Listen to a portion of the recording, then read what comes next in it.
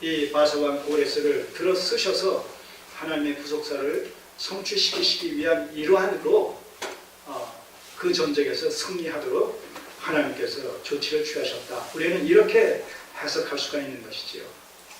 표면적으로는 여러 가지 이유가 있겠지만 그 이면의 본질에서 우리는 하나님의 섭리의 손길이 작용을 함으로 말미암아 바벨론이 패배하고 페르시아가 승리한 이 사실을 알 수가 있죠. 한 말씀 더 보죠. 예레미야서 25장을 보시면 유다의 죄에 대해서 하나님께서 바벨론을 들어서 쓰시겠지만 이제 70년이 마치게 되면 하나님께서 바벨론을 멸망시키실 것에 대해서 예언을 하고 계시단 말입니다. 25장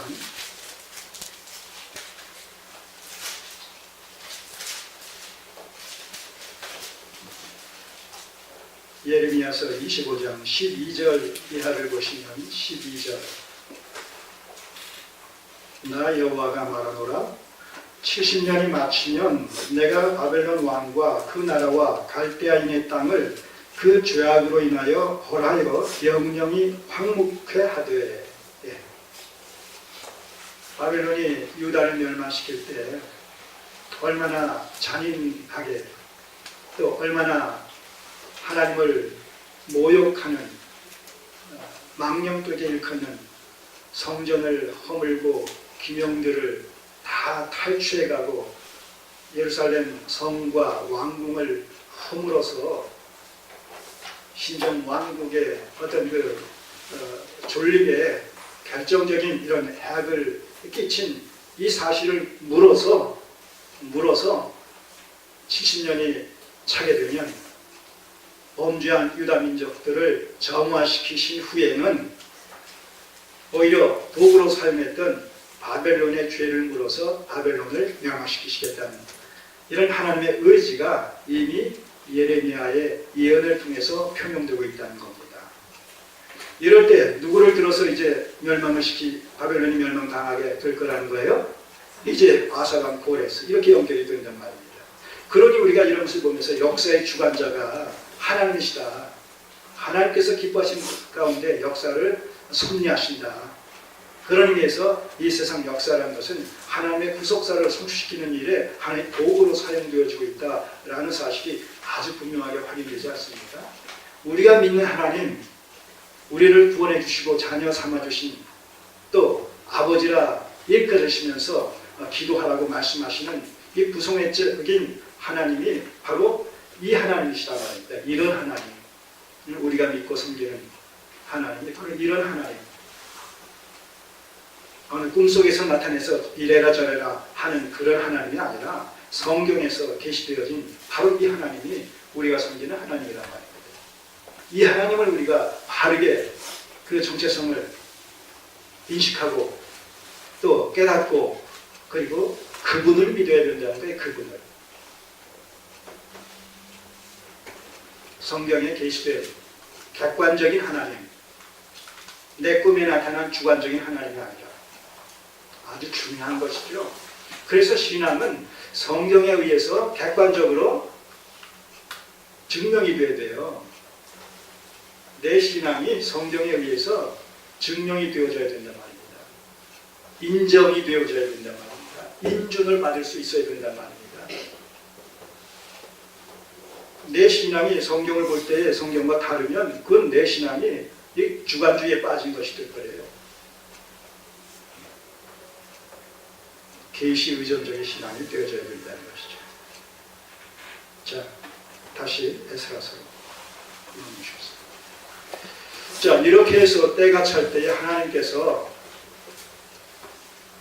이 바사왕 고레스를 세우셔서 이제 바벨론을 멸망시키시고 유다 민족을 회복시키시는 이런 섭리 역사를 진행시키신다는 것이죠. 그래서 하나님의 약속은 때가 찰 때에 반드시 성취된다는 겁니다. 바로 이 언약은 하나님과 하나님의 백성들을 이어주는 결정적인 수단과 방편이 되어지는 것이죠. 그렇기 때문에 이 언약에는 언약의 내용으로서의 약속이 담겨져 있죠. 그리고 그 약속을 또 이 언약 백성들은 확신하고 기대함으로 말미암아 그 하나님에 대한 그 언약을 맺어주신 하나님에 대한 신앙심을 발휘하게 되는 것이죠. 근데 언약이 이렇게 중요한 거예요. 바벨론에 의해서 유다가 멸망을 당하는 과정 속에서 우리가 먼저 살펴봤지만 이 유다 백성들은 큰 회의감에 빠졌었다고 말씀드렸죠. 두 가지 관점에서 어떻게 하나님의 선민이, 하나님의 신민이 하나님 없는 이방 민족에 의해서 멸망을 당할 수가 있느냐, 여기에 대한 회의가 다윗 언약에 다윗 왕국이 영원토록 영속되어질 것이라고 이렇게 약속을 해주셨는데 어떻게 그 약속이 바벨론에 의해서 유다가 멸망당함으로 말미암아 파괴될 수 있느냐, 그리고 무효화되어질 수 있느냐, 여기에 대한 회의죠. 근데 결국 어떻게 됐어요? 70년이 마침에 다시 하나님께서 회복시켜 주시는 것으로 말미암아 이스라엘 백성들은 깨닫는 거죠. 그러면 그렇지, 하나님의 약속은 결코 중도에서 파괴되거나 무효화될 수 없지. 우리의 범죄함을 하나님께서 책망하시고 징계하시고 정화시켜 주시기 위해서 언약적 징계를 허락하셨을 뿐이지, 이런 사실들을 새롭게 깨달으면서 이제 언약을 갱신하게 되는 것이죠. 다윗 언약을 새롭게 갱신하게 되는 것이죠. 더 확고부도하게 언약을 의지하고 또 붙잡게 되는 것이죠. 그러니까 이런 그 백성들의 마음가짐이 오늘 우리가 이 말씀을 살펴보는 21세기를 살아가는 성도들의 심령 속에 동일하게 불러일으켜져야 된다는 거예요. 맞아, 그래. 내가 지금 당하고 있는 고난과 고통과 시련이 너무나 엄청나서 감당하기 힘들고 때로는 포기하고 싶고 외면하고 싶고 도망가고 싶고 온갖 이런 그 부정적인 이런 생각과 행동을 취하고 싶은 유혹을 받지만 우리가 이런 성경을 대할 때 맞아, 이것은 잠시야, 이것은 한시적이야. 이 고난 뒤에 또 이 고난을 통해서 하나님의 크신 뜻과 경륜이 여기 담겨 있을 거야. 이 유다 백성들은 결국 70년이라는 섭리적 작전 기간을 그들은 그렇게 회의 속에서, 회한 속에서, 그리고 또 말씀에 입각해서 다시 믿음을 회복시키는 가운데 지냈을 거라고 그렇게 생각이 되어집니다. 오늘 우리도 마찬가지예요. 어떤 상황과 환경이 우리 앞에 주어질지라도 결국은 하나님의 약속의 말씀은 때가 찰 때 반드시 성취된다는 거예요. 이걸 우리는 확신하면서, 그렇다면 우리에게 필요한 것이 뭡니까? 하나님의 약속은 때가 찰 때 반드시 성취된다. 그런데 내 앞에 현실은 너무나 감당하기 힘들다 라고 했을 때 우리에게 요구되어지는 것은 뭐예요? 믿음의 인내란 말입니다. 믿음의 인내.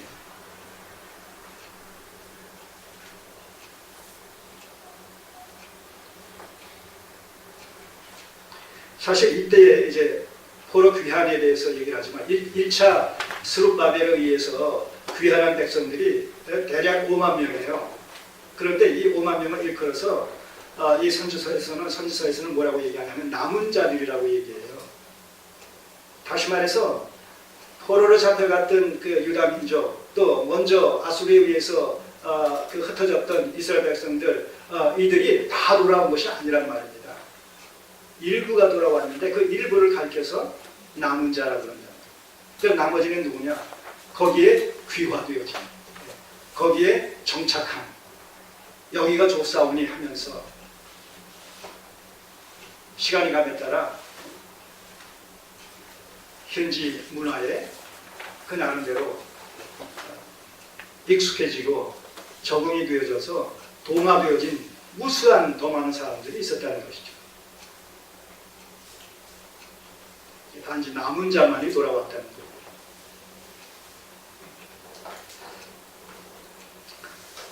자, 바사왕 고레스 원년에 여호와께서 예레미야의 입으로 하신 말씀을 응하게 하시려고, 이 고레스의 등장과 그의 조서 반포는 포로 귀환과 예루살렘 성전 건축이라는 큰 두 주제가 담겨있는 그 조서를 반포하게 된 보다 근본적인 동의는 뭐냐라고 했을 때 예레미야를 통해서 말씀하셨던 그 약속의 말씀을 성취시키시기 위해서. 여기서 우리는 언약에 신실하신 하나님을 봅니다. 또 하나님의 약속의 말씀은 단 한 말씀이라도 땅에 떨어져서 무효화되어지는 것이 있을 수 없다는 것. 한 번 말씀하신 것은 때가 찰 때 반드시 성취되어진다는 것이죠. 그럴 때 우리 입장에서는 어때요? 고난 중에, 시련 중에 있는 우리 입장에서는 그 약속의 말씀들이 빨리빨리 실현되어지고 성취되어지기를 원하는 마음이 있지 않겠습니까? 그런데 그것이 우리의 뜻대로, 우리의 원하는 대로가 아니라 뭐예요? 하나님의 기뻐하시는 뜻대로 되어진단 말이에요. 그러니까 이 포로 생활 70년이 아니라 7년으로 끝나기를 오히려 바랬을지도 모르겠어요. 근데 성경은 왜요? 70년이 차야 된다. 70년이라는 거예요. 그리고 그 70년이 차야 된다는 거예요. 그 70년이 무슨 의미가 있는지 라는 것을 우리가 생각하기 이전에 하나님은 그렇게 섭리적 작정 기간을 정하시고 그 기간이 찰 때에 또 하나님의 뜻은 이루어진다는 거죠. 약속은 성취된다는 것입니다.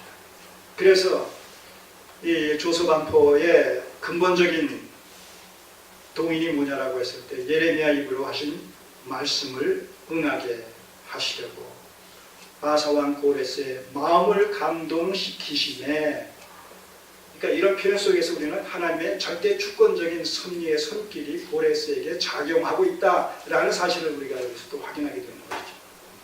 그래서 한 나라의 왕을 폐위시키시고 즉위시키시는 그 권한이 누구에게 있냐? 하나님께 있다는 거예요.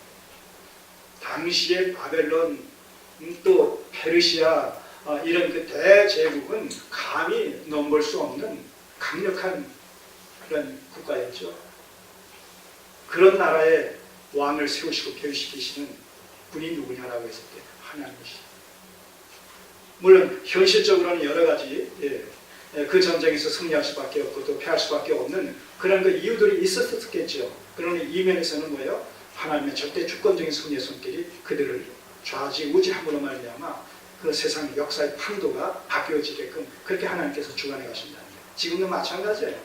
21세기 역사로 그 하나님께서 그 구약시대에 그 역사하셨던 그 하나님의 손길이 지금도 작용하고 있다는 것이죠. 트럼프, 시진핑을 누구야? 문재인을, 아베를, 푸틴을 이런 사람들 다 주장하신다. 하나님이 기뻐하시는 뜻을 쫓아서 다 도구로 사용되어집니다. 결국은 이루어지는 것은 그 대통령의 어떤 야망이 이루어지는 것이 아니라 또 뜻이, 소원이 이루어지는 것이 아니라 하나님의 뜻이 이루어지는데 오히려 그들이 통치 스타일이 다 선용되어지는 것이죠. 고레스의 마음을 감동시키시네 주장하셨다는 거예요. 저가 온 나라에 공포도 하고 조소도 내려 가로되, 조소의 동기가 거기 있었다는 것이죠. 예언의 말씀, 예레미야의 예언의 말씀을 응하게 하기 위해서, 그리고 그 과정에서 하나님께서 그 마음을 기뻐하시는 뜻 가운데 간섭하심으로 말미암아